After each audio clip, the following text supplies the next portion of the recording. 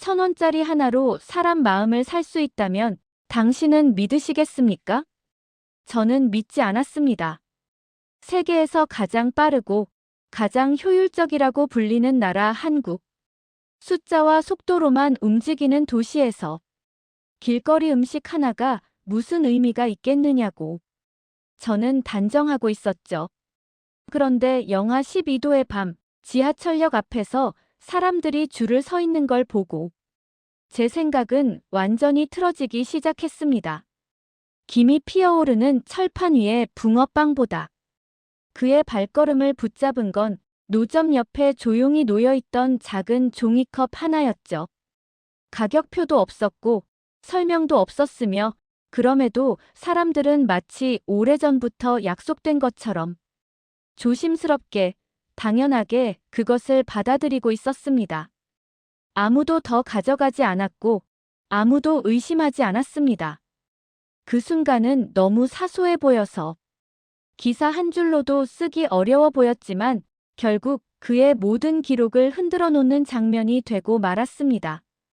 왜 이 나라는 이렇게 작은 친절을 굳이 지키며 살아가고 있는 걸까? 그날 밤 그는 알지 못했습니다. 이 작은 종이컵 하나가 자신이 오랫동안 믿어왔던 차갑고 효율적인 한국이라는 이미지 전체를 조용히 무너뜨리게 될 줄은 말이죠. 안녕하세요. 대한민국 띄어입니다. 오늘도 방문해 주셔서 정말 감사합니다. 댓글창에 한국 최고라고 남겨주세요. 여러분의 구독과 좋아요가 대한민국을 세계로 알리는 큰 힘이 됩니다. 제 이름은 에드워드 밀러입니다. 영국에서 태어나 평생을 숫자와 통계 속에서 살아온 사람입니다. 젊은 시절부터 경제 전문 기자로 일했고, 시장을 분석하고 나라를 평가하고, 성공과 실패를 수치로 나누는 일을 해왔습니다. 솔직히 말씀드리면, 사람보다 시스템을 더 믿는 쪽이었죠. 제가 한국에 오기 전까지 이 나라는 제게 아주 명확한 정의를 가진 곳이었습니다. 빠르고 치열하고 효율적인 나라. 따뜻함보다는 성과를 먼저 따지는 사회. 인정은 결과로만 받는 곳. 저는 그렇게 믿고 있었습니다. 그런 확신을 안고 서울의 한겨울 한복판에 서 있던 그날 밤. 기온은 영하 12도였습니다. 숨을 들이마시면 폐가 얼어붙는 느낌이 들었고 손끝은 장갑을 껴도 감각이 흐려질 정도였죠. 비싼 울 코트를 입고 있었지만 그 추위 앞에서는 아무 소용이 없었습니다. 신촌의 좁은 골목 끝에 서 있었을 때 저는 그저 빨리 실내로 들어가고 싶었습니다. 이 추운 날씨에 밖에 서 있는 사람들은 모두 어딘가 급한 사정이 있을 거라 생각했죠. 그런데 이상한 광경이 눈에 들어왔습니다. 사람들이 줄을 서 있었습니다. 적어도 15명은 되어 보였고 누구 하나 불평하지 않았습니다. 몸을 움츠린 채 조용히 앞사람의 등을 바라보고 있었죠. 무엇을 기다리는 걸까? 카페도 아니고 식당도 아니고 그 줄의 끝에는 작은 붕어빵 노점이 있었습니다. 예순쯤 되어 보이는 노점 아저씨가 낡은 철판을 천천히 열고 닫고 있었고 붕어 모양의 빵이 하나씩 모습을 드러낼 때마다 김이 모락모락 피어오르고 있었습니다.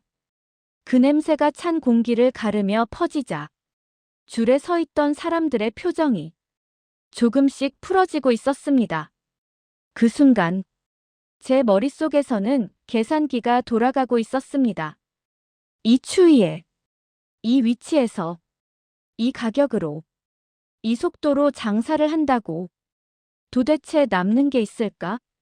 저는 수첩을 꺼내 무의식적으로 메모를 하고 있었습니다. 평균 대기 시간, 거래 방식, 현금 사용, 수익성 없음, 비효율. 옆에 있던 윤서진 씨가 제 손에 들린 수첩을 힐끗 보더니 아무 말 없이 웃었습니다. 그녀는 통역이자 현지 코디네이터였고 외국 기자들이 한국을 오해하지 않게 옆에서 조용히 설명해주는 사람이었죠. 제가 말했습니다. 이건 경제적으로 설명이 안 됩니다. 왜 이런 방식이 아직 남아있죠? 왜 사람들은 이 추운 날에 기다리고 있습니까? 서진 씨는 잠시 생각하더니 아주 담담하게 말했습니다. 드셔보신 적은 있으세요? 그 질문이 이상하게 마음에 걸렸습니다. 맛의 문제가 아니라 원칙의 문제라고 생각하고 있었거든요. 그때 줄 맨 앞에 있던 여대생이 붕어빵을 받아들었습니다. 아저씨는 그녀를 알아보는 듯 고개를 끄덕였고 붕어빵을 종이봉투에 담아 건네며 짧은 말을 건넸습니다. 그 여학생은 고개를 숙여 인사하며 환하게 웃었습니다. 그 웃음이 이상할 만큼 오래 눈에 남았습니다. 조금 떨어진 곳에서는 어묵 국물 냄비에서 김이 오르고 있었고 호떡을 굽는 철판 위에서는 기름이 자글자글 소리를 내고 있었습니다. 사람들은 그냥 지나치지 않았습니다. 멈춰서서 서로 이야기를 나누고 손을 녹이며 잠시 시간을 공유하고 있었습니다. 그날 저는 차갑고 계산적인 한국을 보러 왔습니다. 그런데 얼어붙은 거리에서 사람들이 아주 느린 방식으로 서로를 대하고 있었습니다. 펜을 쥔 손이 멈췄습니다. 무엇을 써야 할지 몰랐습니다. 제가 믿어왔던 확신이 이 작은 노점 앞에서 설명을 잃고 있었기 때문입니다. 그때 서진 씨가 말했습니다. 조금만 더 가면 어묵 파는 곳이 하나 더 있어요. 거기 국물이 참 따뜻해요. 저는 또 하나의 비효율을 보러 간다고 스스로를 설득하고 있었습니다. 그런데 제 입에서는 전혀 다른 말이 나왔습니다. 그래요. 가보죠. 붕어빵 노점을 지나며 뒤를 돌아봤을 때 아저씨는 다시 철판을 열고 있었고 줄에 서 있던 정장 차림의 남자는 두 손을 모은 채 조심스럽게 기다리고 있었습니다. 그 얼굴에는 이익을 따지는 사람의 표정이 아니라 누군가를 존중하는 표정이 담겨 있었습니다. 그 순간 알 수 있었습니다. 제가 한국에 대해 세워두었던 기준이 아주 천천히 그러나 분명하게 흔들리고 있다는 것을요. 그리고 그 흔들림의 끝에 무엇이 기다리고 있는지는 아직 저도 알지 못했습니다. 서울의 겨울바람은 누구에게도 허락을 구하지 않고 그대로 몰아치고 있었습니다. 골목을 하나 돌 때마다 바람의 결이 달라졌고 그때마다 찬 기운이 몸 안쪽으로 더 깊이 파고들고 있었죠. 잠깐 따뜻해졌던 손끝이 다시 굳어가고 있다는 걸 느끼고 있었습니다. 머리 위에서는 내 온사인이 깜빡이고 있었습니다. 제가 읽을 수 없는 글자들이 분홍빛과 파란빛으로 얼어붙은 바닥을 비추고 있었고 햇볕이 들지 않는 그늘에는 얇은 얼음이 유리처럼 깔려 있었습니다. 입김은 점점 더 굵어지고 있었고 히드로 공항에서 일부러 사왔던 울 모자를 쓰고 있었지만 귀의 감각은 거의 사라진 상태였습니다. 그런데 이상하게도 서진 씨는 전혀 추위를 타지 않는 사람처럼 보였습니다. 이 골목들을 마치 자기 집 마당처럼 걷고 있었고 눈을 감아도 길을 찾을 수 있을 것 같은 걸음걸이였습니다. 그 모습이 낯설게 느껴졌습니다. 걷다 보니 환하게 불이 켜진 24시간 편의점이 하나 눈에 들어왔습니다. 유리창 너머로 따뜻한 빛이 새어나오고 있었죠. 영국이라면 이런 밤에는 누구나 그 안으로 들어갔을 겁니다. 그런데 사람들은 편의점 앞을 잠깐 스쳐 지나갈 뿐 발걸음을 멈추지 않고 있었습니다. 그들의 손에는 조금 전 붕어빵 노점에서 보았던 것과 똑같은 돈이 들려 있었습니다. 구겨지고 닳아서 모서리가 둥그러진 1,000원짜리 지폐였습니다. 여러 번 접혔다 펴진 흔적이 고스란히 남아있는 그런 돈이었죠. 저는 그 광경이 이상해서 한동안 사람들의 손만 보고 있었습니다. 여러 나라를 다니며 사람들이 돈을 어떻게 쓰는지 관찰해 왔지만 이런 모습은 처음이었습니다. 런던에서는 거의 모든 거래가 카드로 이루어지고 있었고 현금을 쓴다 해도 이렇게 작은 단위의 지폐만을 고집하지는 않았습니다. 그런데 이곳에서는 모두가 지갑 속에서 유독 1,000원짜리를 찾아내고 있었습니다. 더 큰 돈은 일부러 남겨두는 것처럼 보였죠. 제가 궁금해서 물었습니다. 왜 다들 꼭 1,000원짜리만 쓰고 있는 거죠? 서진 씨는 지나가는 사람들을 한번 바라보고 다시 제 얼굴을 보고 있었습니다. 왜 그런 걸 묻느냐는 듯한 표정이 잠깐 스쳤다가 사라졌습니다. 겨울에는요, 그게 제일 중요한 돈이에요. 아주 짧은 대답이었지만 그 말은 제 머릿속에서 오래 맴돌고 있었습니다. 중요한 돈이라는 표현이 이해되지 않았습니다. 금액이 작다는 이유로 가치도 작아지는 것이 제 기준이었기 때문입니다. 그때 우리가 도착한 곳이 어묵 포장마차였습니다. 골목 두 개가 만나는 모퉁이에 서 있었고 가로등 하나가 바로 위에서 노란빛을 쏟아내고 있었습니다. 붕어빵 노점보다 조금 더 큰 바퀴 달린 카트였고 그 위에는 반짝이는 스테인리스 판이 얹혀 있었습니다. 그 한가운데 커다란 냄비가 자리 잡고 있었죠. 그 냄비에서는 단 한순간도 쉬지 않고 김이 올라오고 있었습니다. 멀리서 봐도 여기가 겨울의 중심이라는 걸 알려주는 것처럼 보였습니다. 주인은 50대쯤 되어 보이는 아주머니였습니다. 두꺼운 점퍼를 입고 머리에는 수건을 두르고 있었고 손은 쉴 틈 없이 움직이고 있었습니다. 어묵꼬치를 꺼내 종이 접시에 올리고 사람들에게 건네는 동작이 너무도 익숙해 보였습니다. 그때 제 시선을 붙잡은 장면이 있었습니다. 배달 유니폼을 입은 젊은 남자가 다가와 1,000원짜리 한 장을 내밀고 어묵꼬치 하나를 받아들고 있었는데 아주머니는 말없이 종이컵 하나를 꺼내 국물을 떠담아주고 있었습니다.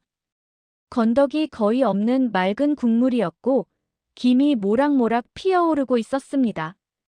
그 남자는 고개를 숙여 인사를 하고 옆으로 비켜섰습니다. 말은 짧았지만 그 사이에 오가는 공기는 이상하게 부드러웠습니다. 저는 처음에 그게 세트 메뉴라고 생각했습니다. 어묵을 사면 국물이 따라오는 그런 구조라고요. 그런데 그 다음 장면에서 제 생각은 완전히 어긋나고 있었습니다. 허리가 굽은 할머니 한 분이 작은 컵을 들고 다가왔습니다. 아무것도 사지 않았고 그냥 그 컵을 내밀고 있었습니다. 아주머니는 망설임 없이 국물을 가득 채워주었습니다. 돈은 오가지 않았고 할머니는 두 손으로 컵을 꼭 안고 벽 쪽으로 천천히 걸어가 국물을 마시고 있었습니다. 제 머릿속에서는 여러 단어들이 빠르게 떠올랐습니다. 홍보 전략인가 자선인가 아니면 일시적인 배려인가. 하지만 곧이어 또 다른 학생이 컵을 내밀었고 아주머니는 아무 말 없이 다시 국물을 채워주었습니다. 횟수 제한도 표정 변화도 없었습니다. 저는 수첩을 꺼내려다 손을 멈췄습니다. 펜을 잡을 감각이 없었고 무엇을 적어야 할지도 알 수 없었습니다. 머릿속이 먼저 얼어붙고 있었던 것 같습니다. 냄비에서 올라오는 열기는 생각보다 강했습니다. 사람들은 어묵을 사러 온 것이 아니라 그 국물 주위에 모여서서 손과 얼굴을 녹이고 있었습니다. 서진 씨가 아주머니에게 말을 건넸고 제 이름과 기자라는 단어가 오갔습니다. 아주머니는 저를 한번 보고 고개를 끄덕였습니다. 한번 드셔보시래요. 제가 뭔가 말하려는 순간 이미 종이컵이 제 손에 들려 있었습니다. 얇은 종이컵이었지만 그 안에 열기는 손끝을 단번에 감싸고 있었습니다. 조심스럽게 한 모금을 마셨습니다. 특별한 맛은 아니었습니다. 그런데 두 번째, 세 번째로 넘어가면서 몸 안쪽에서부터 따뜻함이 번지고 있었습니다. 그제야 제가 얼마나 오랫동안 추위 속에 서 있었는지 알게 되었습니다. 그 국물은 제 몸뿐 아니라 생각의 흐름까지 느리게 만들고 있었습니다. 사람들은 계속 오고 있었고 모두 1,000원짜리 한 장으로 어묵을 사고 국물을 마시고 있었습니다. 그리고 누구도 과하게 행동하지 않았습니다. 그 장면을 바라보며 저는 생각하고 있었습니다. 아직 이 이야기는 끝난 게 아니라는 것을요.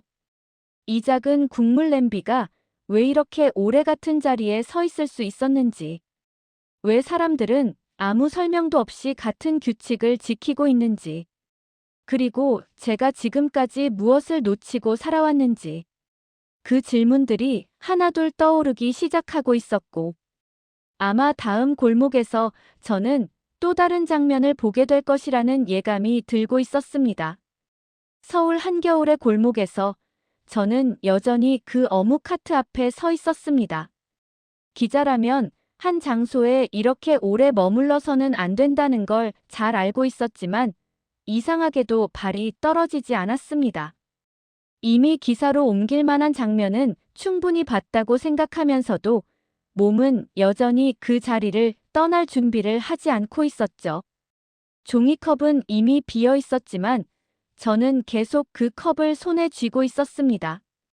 얇은 종이 사이에 남아있던 미지근한 온기가 서서히 식어가고 있었고 그 식어가는 속도까지도 괜히 느껴보고 있었습니다.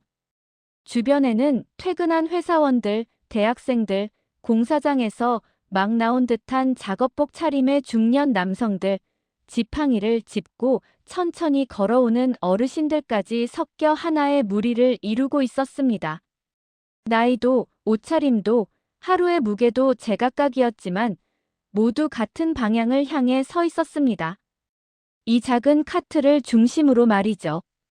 그들은 단순히 배를 채우러 온 것처럼 보이지 않았습니다. 어묵 하나, 국물 한 컵만으로 설명되지 않는 어떤 이유가 있는 것 같았습니다. 마치 하루의 끝자락에서 잠깐 숨을 고르기 위해 혹은 아무 말 없이 사람들 사이에 섞여 있기 위해 이곳에 모여든 것처럼 느껴졌습니다. 저는 마치 분기 실적 발표를 지켜보는 분석가처럼 그 장면을 유심히 바라보고 있었습니다. 사람들은 각자 지갑에서 1,000원짜리 한 장을 꺼내고 어묵을 받고 국물을 받아들고 있었습니다. 겉으로 보기에는 단순한 반복이었습니다. 하지만 제 시선은 그 거래가 아니라 그 거래 앞뒤에 흐르는 미묘한 순간들에 머물고 있었습니다.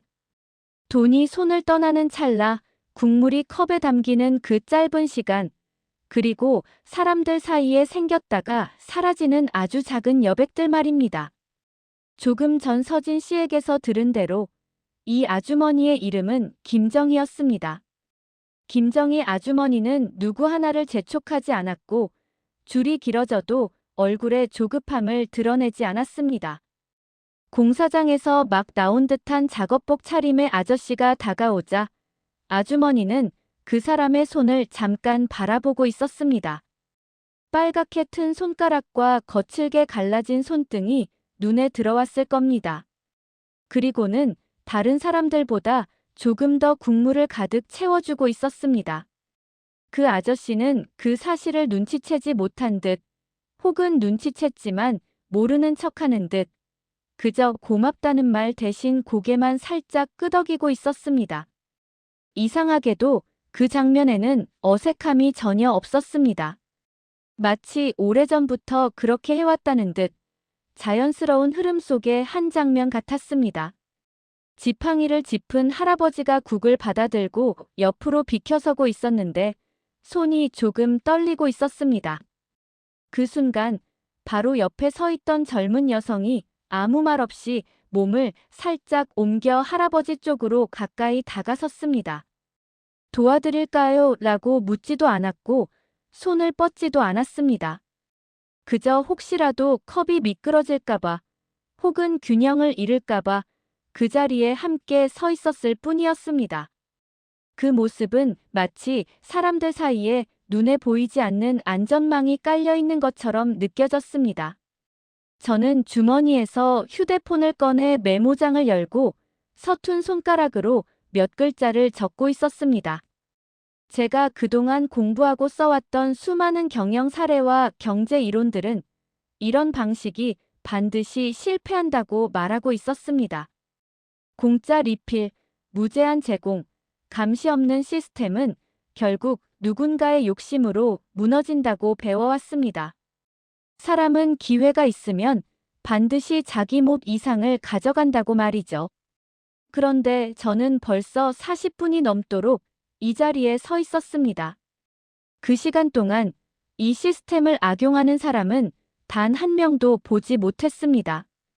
여러 명이 함께 온 대학생들조차 각자 종이컵 하나씩만 들고 있었습니다. 정장을 입은 회사원은 국을 다 마신 뒤 카트 옆에 놓인 작은 플라스틱 그릇에 동전 몇 개를 조용히 올려두고 갔습니다. 공사장 아저씨는 국을 아주 천천히 마신 뒤 빈 컵을 아무데나 버리지 않고 쓰레기통에 조심스럽게 넣고 있었습니다. 여기에는 분명 규칙이 있었습니다. 하지만 그 규칙은 어디에도 적혀 있지 않았습니다. 저도 모르게 중얼거리고 있었습니다. 이건 정말 이해가 안 된다. 그 말을 들은 서진 씨가 고개를 들고 저를 바라보았습니다. 입가에 걸린 작은 미소는 마치 제가 드디어 중요한 질문 근처에 도착했다는 걸 알고 있는 사람의 표정 같았습니다. 뭐가 그렇게 이해가 안 되세요? 제가 카트 주변을 가리키며 말했습니다. 공짜 국물이에요. 제한도 없고 아무도 안 세고 있는데 왜 아무도 악용을 안 하죠? 서진 씨는 잠시 생각하다가 되물었습니다. 왜 악용을 할 거라고 생각하세요? 공짜니까요. 제한이 없으니까요. 보통은 그런 상황이면 자기 몫 이상을 챙기잖아요. 제 말이 너무 냉정하게 들린다는 걸 느끼고 있었습니다. 하지만 그게 제가 살아오며 배워온 세상이었습니다. 정말 항상 그래요. 서진 씨의 질문은 짧았지만 묘하게 깊숙이 파고들고 있었습니다. 그 순간 제 머릿속에는 여러 장면이 스쳐 지나가고 있었습니다. 무제한 뷔페에서 접시를 산처럼 쌓던 사람들, 공짜 시식 코너 앞에서 끝없이 이어지던 줄들. 하지만 이 서울의 겨울 골목에서는 아무도 그러지 않고 있었습니다. 그때 서진 씨가 조용히 한 단어를 꺼냈습니다. 정의라고 해요. 그 단어가 공기 속에 잠시 머물렀습니다. 번역하기 어려운 말이라는 걸 저는 그 순간 직감적으로 느끼고 있었습니다. 그리고 저는 알게 되었습니다. 이 이야기는 아직 끝나지 않았다는 걸요. 이 골목에서, 이 작은 카트에서 시작된 질문은 아마 저를 전혀 다른 곳으로 데려가게 될 거라는 걸요. 서울 신촌 붕어빵 카트 앞에 저는 다시 서 있었습니다. 처음처럼 우연히 발길이 닿은 게 아니라 이번에는 분명한 이유를 가지고 약속을 잡고 이곳에 오고 있었습니다. 그날 이후로 제 머릿속에서는 계속 같은 장면이 반복되고 있었고 그 장면을 그냥 지나쳐버릴 수가 없었습니다. 기자로서가 아니라 한 사람으로서 다시 확인해야 할 무언가가 남아있다는 느낌이었죠. 사흘 뒤 저녁이었습니다. 서울의 겨울 어둠은 낮보다 더 빨리 내려와 있었고 골목 위로는 두꺼운 이불처럼 차가운 공기가 눌러앉아 있었습니다. 휴대폰 화면에는 영하 14도라는 숫자가 떠 있었고 체감 온도는 그보다 훨씬 낮다고 알려주고 있었죠. 모자를 눌러 쓰고 있었지만 귀는 얼얼했고 장갑을 꼈는데도 손가락은 말을 잘 듣지 않았습니다. 숨을 들이마실 때마다 마치 아주 작은 얼음 조각이 코 속을 스치고 지나가는 느낌이 들고 있었습니다. 그런데도 줄은 첫날보다 더 길어져 있었습니다. 붕어빵을 기다리는 사람들로 골목 한쪽이 가득 차 있었고 그 줄은 조용했지만 이상할 정도로 단단해 보였습니다.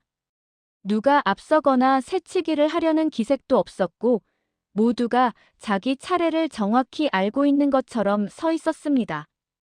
이번에는 준비를 제대로 하고 왔습니다.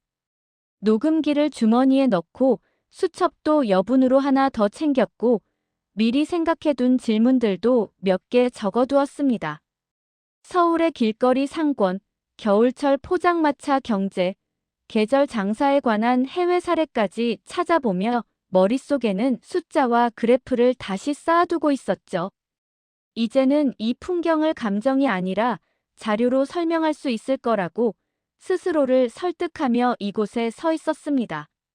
하지만 정작 김도현 씨 앞에 서자 그 준비들은 순식간에 의미를 잃고 있었습니다. 60 초반쯤으로 보이는 그는 매서운 겨울바람을 수십 년은 정면으로 견뎌온 얼굴을 하고 있었습니다. 손등에는 튼 자국이 가득했고 그 손은 무쇠 붕어빵 틀 위에서 쉼없이 움직이고 있었습니다.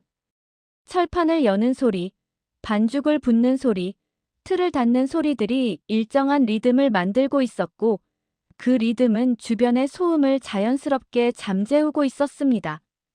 철판을 열 때마다 붕어 모양의 빵들이 한꺼번에 모습을 드러내고 있었고 노릇한 색 위로 김이 몽글몽글 피어오르고 있었습니다. 작은 주걱으로 하나씩 들어올려 종이 봉투 위에 올리고 손에 익은 동작으로 봉투를 접어 손님에게 건네는 모습에는 군더더기가 없었습니다. 붕어빵의 모양과 크기, 굽기의 정도까지 모두 비슷했는데 그게 기계처럼 느껴지지 않고 오히려 사람의 손이 만들어낼 수 있는 가장 정확한 반복처럼 보였습니다. 잠시 줄이 끊기며 숨을 고를 틈이 생기자 서진 씨가 다가가 제 소개를 하고 있었습니다. 외국에서 온 기자이고 인터뷰를 부탁드리고 싶다고 말하자 김도현 씨는 허리춤에 꽂아둔 수건으로 손을 한번 닦고는 고개를 끄덕였습니다. 말을 나누자는 손짓을 했지만 손은 여전히 철판 위에서 멈추지 않고 있었습니다. 반죽을 붓고 틀을 닫고 시간을 몸으로 재듯 자연스럽게 움직이고 있었죠. 저는 기자로서 가장 익숙한 질문을 꺼내고 있었습니다. 이 장사는 잘 되느냐, 수익은 괜찮으냐는 질문이었습니다. 질문이 전해지자 김도현 씨는 웃음을 지었는데 그 웃음은 비웃음이 아니라 마치 오래된 질문을 다시 들은 사람의 표정 같았습니다. 서진 씨를 통해 전해진 대답은 단순했습니다. 애들이 저를 기억해요. 그걸로 충분해요. 저는 그 말을 수첩에 적고 있었지만 마음속에서는 계속 걸리는 부분이 생기고 있었습니다. 수익을 물었는데 기억을 이야기하고 있다는 점이었죠. 그래서 다시 물었습니다. 돈이 아니라면 무엇으로 성공을 재고 있느냐고, 어떤 기준으로 이 자리를 지키고 있느냐고요. 이번에는 김도현 씨가 잠시 손을 멈추고 제 얼굴을 바라보고 있었습니다. 그리고 서진 씨의 통역을 통해 한 문장 한 문장 천천히 이야기가 이어지고 있었습니다. 겨울만 치면 이 자리에 선 지 25해가 되었고 매년 꼭 한 번은 돌아오는 사람들이 있다는 이야기였습니다. 어른이 되어 자기 아이의 손을 잡고 와서 여기서 엄마가 어렸을 때 붕어빵을 사 먹었다고 말해주는 순간들, 그걸로 충분하다는 말이었습니다. 그 이야기를 듣는 동안에도 주변의 서울은 분주하게 움직이고 있었습니다. 버스 정류장에는 사람들이 모였다 흩어졌고 지하철 입구에서는 인파가 쏟아져 나오고 있었습니다. 편의점 문이 열리고 닫힐 때마다 익숙한 종소리가 울리고 있었죠.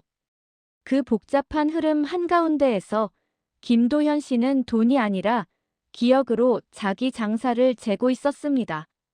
저는 여전히 데이터에 가까운 답을 듣고 싶어 다시 물었지만 돌아오는 대답은 계절에 관한 이야기였습니다. 봄이 되면 카트를 접어넣고 여름에는 다른 일을 하다가 겨울이 오면 다시 이 자리로 돌아온다는 말이었습니다. 계절이 서두르지 않는데 자신이 왜 서둘러야 하느냐는 말에 저는 가슴 한쪽이 묵직해지는 걸 느끼고 있었습니다. 더 크게 할 생각은 없느냐는 질문에 돌아온 대답은 짧았습니다. 이미 여기 있는데 굳이 다른 데까지 있을 필요가 없다는 말이었죠. 그 한 문장은 제가 오랫동안 붙잡고 살아온 확신들을 조용히 흔들고 있었습니다. 그때 한 부부가 다가왔고 김도현 씨는 익숙한 얼굴로 그들을 맞이했습니다. 붕어빵 봉투에 몇 개를 더 넣어주는 모습, 손사래를 치는 여자의 모습, 그리고 이미 다음 손님을 향해 몸을 돌린 김도현 씨의 태도까지 그 모든 장면이 너무 자연스러웠습니다. 이곳에서 오가는 것은 단순한 물건이 아니라 시간과 기억이라는 생각이 점점 분명해지고 있었습니다. 그날 밤 호텔로 돌아와 노트북을 켰을 때 저는 한국에 오기 전 써두었던 기사 초안을 다시 바라보고 있었습니다. 과도한 효율이 사람을 지운 도시라는 제목 아래 저는 숫자와 통계로만 이 도시를 재단하고 있었습니다. 하지만 이제 그 문장들은 어딘가 비어 보였고 절반만 본 이야기처럼 느껴지고 있었습니다. 저는 오랫동안 속도와 효율만을 기준으로 세상을 이해해왔습니다. 그 기준으로는 설명되지 않는 장면들을 없는 것처럼 지나쳐왔던 거죠. 하지만 신촌의 이 골목에서는 숫자로는 남지 않는 다른 종류의 부가 분명히 존재하고 있었습니다. 저는 확신을 자산처럼 쥐고 살아온 사람이었지만 지금은 그 확신을 내려놓아야 할 것 같은 지점에 서 있었습니다. 아직 어떤 결론도 내릴 수는 없었고 이 이야기가 어디로 흘러가게 될지도 알 수 없었습니다. 다만 분명한 건 이 붕어빵 카트에서 시작된 질문이 저를 다른 골목, 다른 사람들, 다른 겨울로 계속 이끌고 갈 거라는 느낌이었습니다. 그리고 그 다음 장면에서 저는 또 어떤 자리에 서 있게 될지 그건 아직 저도 알지 못하고 있었습니다. 서울의 겨울을 계속 걷고 있었습니다. 지금 와서 생각해보면 그 한 주는 취재라기보다는 거의 순례에 가까웠습니다. 어디를 향해 가고 있는지도 정확히 모르면서 다만 멈추면 안 될 것 같아서 발걸음을 옮기고 있었던 시간이었죠. 원래 제 수첩에는 이미 빼곡하게 인터뷰 일정이 적혀 있었습니다. 이름만 대면 알만한 IT 기업 대표들, 정책을 설계하는 공무원들, 경제를 분석하는 전문가들. 하지만 저는 그 약속들을 하나둘 미루고 있었습니다. 대신 서진 씨와 함께 겨울거리로 나가고 있었죠. 서진 씨는 처음에는 통역과 일정 관리만 맡고 있었는데 어느 순간부터는 이 도시를 설명해주는 해설가처럼 자연스럽게 제 옆에 서 있었습니다. 힘들다는 말은 한 번도 하지 않았고 오히려 제가 놓치고 지나갈 뻔한 장면들을 조용히 짚어주고 있었습니다. 처음에는 을지로 골목부터 돌았습니다. 서진 씨 말로는 옛날 서울이 아직 버티고 있는 동네라고 했죠. 유리로 된 새 건물들 사이로 오래된 간판과 낮은 건물들이 마치 기억처럼 남아 서 있었습니다. 그 골목의 노점 주인들은 대부분 나이가 지긋해 보였습니다. 60, 70은 훌쩍 넘어 보이는 분들도 있었고 손수레는 세월의 무게를 그대로 안고 있었습니다. 어느 모퉁이에서는 군밤 냄새가 퍼지고 있었습니다. 숯불 위에서 밤이 까맣게 구워지고 있었고 할머니 한 분이 종이봉투에 밤을 담으며 손님들과 이야기를 나누고 있었죠. 저는 무심코 물었습니다. 이렇게 오래 서 계셨으면 이제 좀 쉬고 싶지 않으시냐고요. 그러자 할머니는 웃으며 말했습니다. 집에만 앉아 있으면 뭐 하느냐고, 여기 나오면 사람들 얼굴도 보고 동네 돌아가는 것도 알 수 있어서 이게 더 사람 사는 맛이라고요. 그 말이 이상하게 오래 마음에 남아 있었습니다. 무언가의 일부로 계속 남아 있다는 느낌, 그게 이분들에게는 중요한 기준처럼 보였습니다. 며칠 뒤에는 KTX를 타고 부산으로 내려가고 있었습니다. 서울보다는 덜 춥다고 했지만 바닷바람이 얼굴을 때릴 때마다 찬 기운이 뼛속까지 파고들고 있었습니다. 남포동과 자갈치 시장 근처 골목에는 호떡 노점들이 줄지어 서 있었고 기름에 지글지글 구워지는 소리와 설탕, 계피 냄새가 겨울 공기 속으로 번지고 있었습니다. 가격은 서울과 크게 다르지 않았습니다. 1,000원, 2,000원. 대부분 현금만 받고 있었고 줄을 선 사람들은 서두르지 않았습니다. 손을 비비며 자기 차례를 기다리는 모습이 묘하게 안정적으로 느껴졌습니다. 자갈치 근처 떡볶이 카트에서 20년 넘게 장사했다는 이상우 씨를 만났을 때도 비슷한 질문을 던지고 있었습니다. 장사가 남느냐고 묻자 그는 잠깐 눈을 크게 뜨더니 먹고 살 만큼은 번다고 말했습니다. 그 이상이 왜 필요하냐는 반문이 이어졌죠. 제가 자리도 좋고 손님도 많으니 가격을 조금 올려도 되지 않겠느냐고 하자 그는 냄비를 저으며 말했습니다.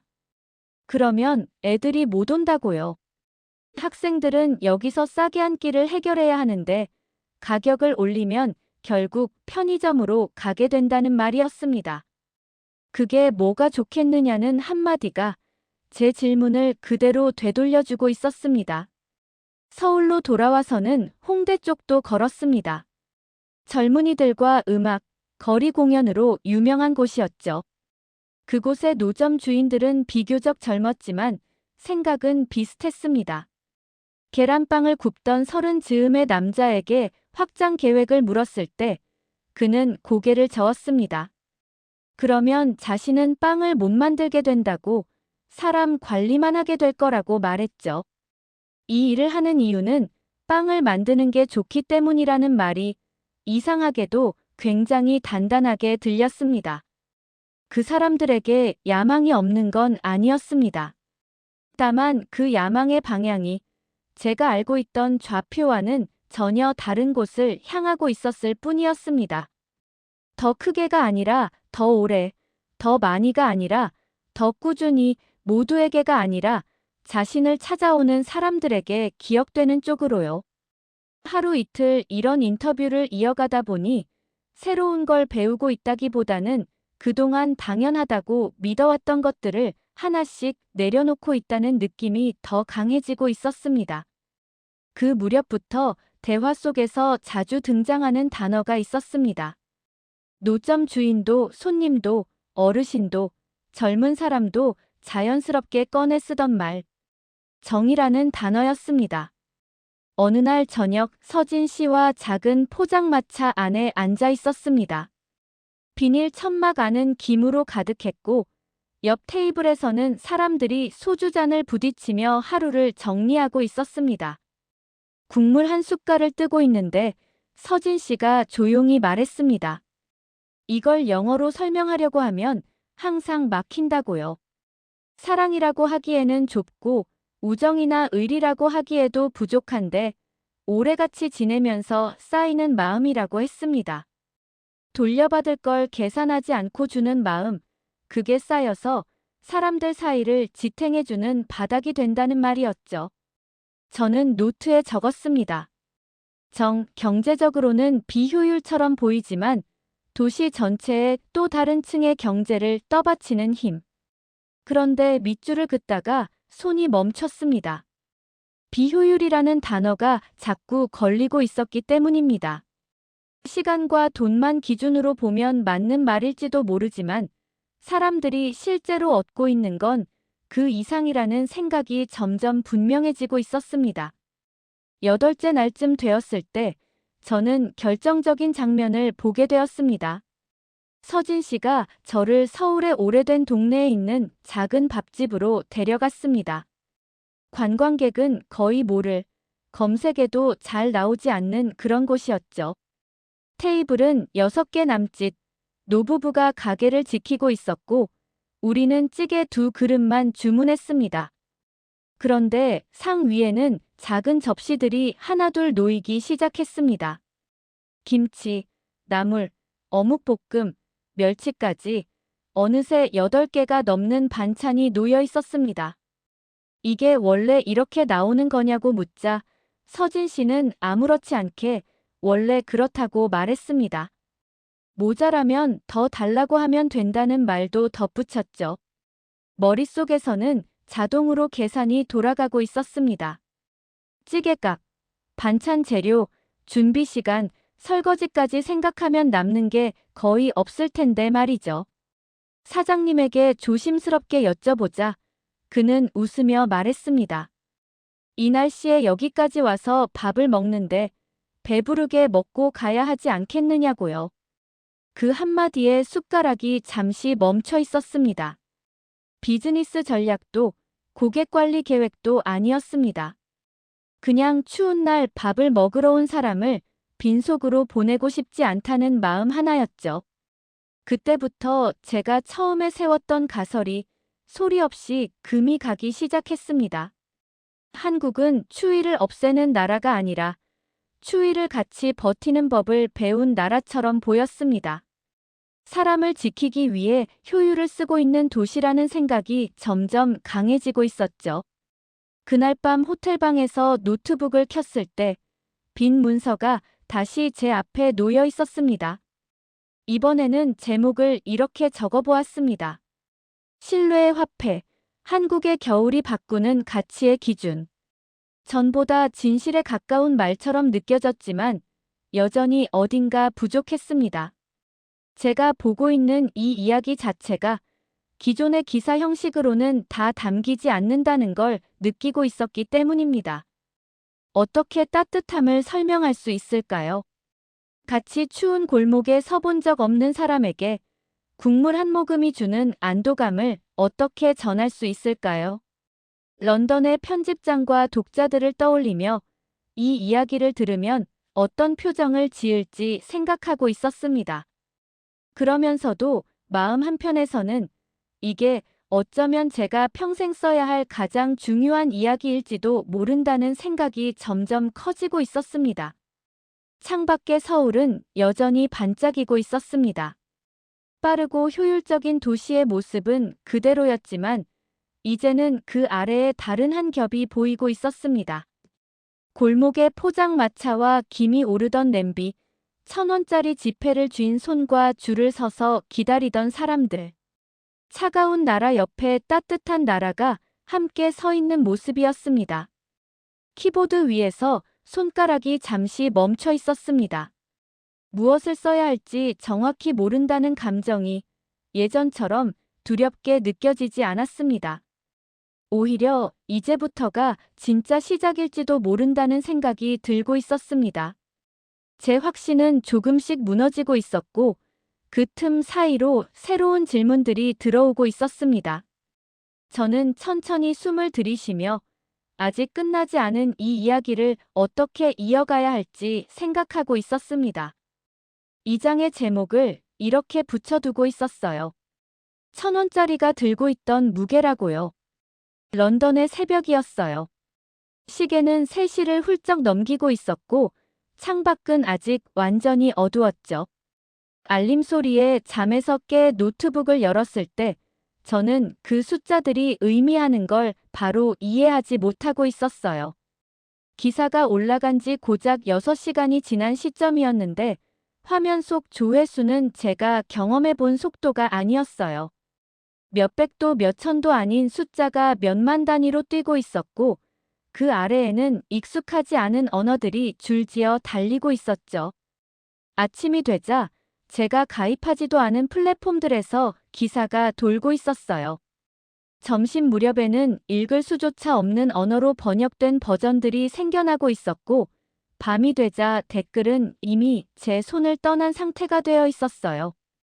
그중 몇 문장은 유난히 오래 눈에 남고 있었죠. 시카고의 작은 아파트에서 이 글을 읽다 울고 있다는 사람의 이야기. 서울에서 2년을 살았지만 늘 빌딩만 찍고 다녔다는 고백. 나폴리에서 할머니가 가게를 하며 외상도 주고 더 얹어주던 기억을 이제야 다르게 이해하게 되었다는 이야기까지. 그리고 유난히 많이 반복되던 문장이 하나 있었어요. 지금 바로 한국에 가서 그 붕어빵을 먹어보고 싶다는 말이었죠. 일주일쯤 지나자 한 다큐멘터리 제작사에서 연락이 왔어요. 이 이야기를 영상으로 남기고 싶다는 제안이었죠. 솔직히 처음에는 마음이 닫혀 있었어요. 다른 문화의 따뜻함이 자주 소비용 이야기로 가볍게 쓰이는 걸 너무 많이 봐왔으니까요. 하지만 연출을 맡겠다는 박민지 감독의 이야기를 듣고 생각이 달라지고 있었어요. 그는 영국에서 자란 한국인이었고 부모님이 런던에서 작은 식당을 하며 손님들에게 늘 공짜 차를 내주다 이상한 사람 취급을 받던 걸 보며 자랐다고 했죠. 제가 보고 적으려 했던 감정을 그는 이미 몸으로 알고 있었어요. 우리는 다시 겨울 서울로 들어오고 있었어요. 촬영 스태프는 많지 않았고 저는 다시 서진 씨에게 연락을 했죠. 공항에서 만난 그는 웃으며 말했어요. 다시 오셨네요. 이제는 조금 유명해지셨다면서요. 촬영은 조용하게 진행되고 있었어요. 연출은 없었고 설명도 없었죠. 그저 노점 앞에 카메라를 세워두고 사람들이 오가며 1,000원짜리를 건네고 붕어빵을 받아들고 국물을 마시는 흐름을 그대로 담고 있었어요. 김도현 씨는 처음에는 카메라를 조금 부담스러워했어요. 늙은 사람이 붕어빵 굽는 걸 누가 보겠냐며 웃고 있었죠. 그때 민지 감독이 말했어요. 사람들이 사라진 줄 알았던 걸 다시 보고 싶어 한다고요. 선생님은 믿음이 아직 가능하다는 걸 보여주고 계신 거라고요. 그 말에 김도현 씨는 아무 말 없이 고개를 끄덕이고 다시 철판을 열고 반죽을 붓고 있었어요. 다큐멘터리는 무료로 공개되었고 숫자는 빠르게 불어나고 있었어요. 조회수가 100만을 넘고 1000만을 넘을 때쯤 저는 그 숫자가 실제 사람의 수인지 화면 위의 기호인지 분간이 안 되고 있었죠. 인터뷰 요청은 쏟아지고 있었고 사람들은 같은 질문을 반복했어요. 비결이 무엇이냐고, 어떻게 하면 우리 도시에도 적용할 수 있느냐고, 정을 정책으로 만들 수 있느냐고요. 저는 계속 설명하고 있었어요. 이건 시스템이 아니라 문화라고, 정은 수십 년 동안 몸으로 익히는 습관이라고요. 그럼에도 사람들은 늘 한 문장으로 요약된 답을 원하고 있었죠. 그러다 어느 순간 제가 한 마리 혼자서 돌아다니고 있다는 느낌이 들고 있었어요. 책 표지와 강연 슬라이드와 광고 문구 속에서 제 말은 점점 가벼워지고 있었죠. 그래서 다시 가야겠다고 생각했어요. 이번에는 기사도 촬영도 없이 그냥 처음의 감각으로 돌아가기 위해서요. 12월 초 아무에게도 알리지 않고 서울행 비행기 표를 끊고 있었어요.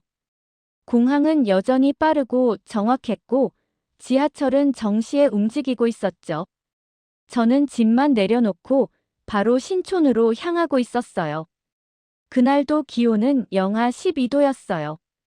모퉁이를 돌자 그 자리에 여전히 카트가 서 있었고 줄이 이어져 있었죠. 괜히 제가 이 모든 걸 망가뜨린 건 아닐까 걱정하던 마음이 그 순간 조금 풀리고 있었어요. 이번에는 조용히 줄 맨 끝에 서 있었어요.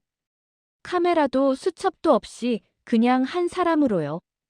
제 차례가 되었을 때 김도현 씨의 눈빛이 잠깐 바뀌고 있었어요. 다시 왔네 하는 표정이었죠. 저는 1,000원짜리 한 장을 꺼내 붕어빵 2개를 가리켰어요. 붕어빵을 받아들고 몇 걸음 떨어져 한 입을 베어 물었을 때 그 맛은 여전히 같았어요. 화려하지 않은 달콤함과 손 안에서 전해지는 온기요. 그때 깨닫고 있었어요. 이 감각은 기사로도 영상으로도 완전히 옮길 수 없다는 걸요. 1,000원짜리로 산 건 붕어빵이었지만 손에 쥐고 있던 건 추위를 견디게 하는 온기와 사람 사이의 신뢰와 다시 와준 사람을 알아봐주는 기억이었어요.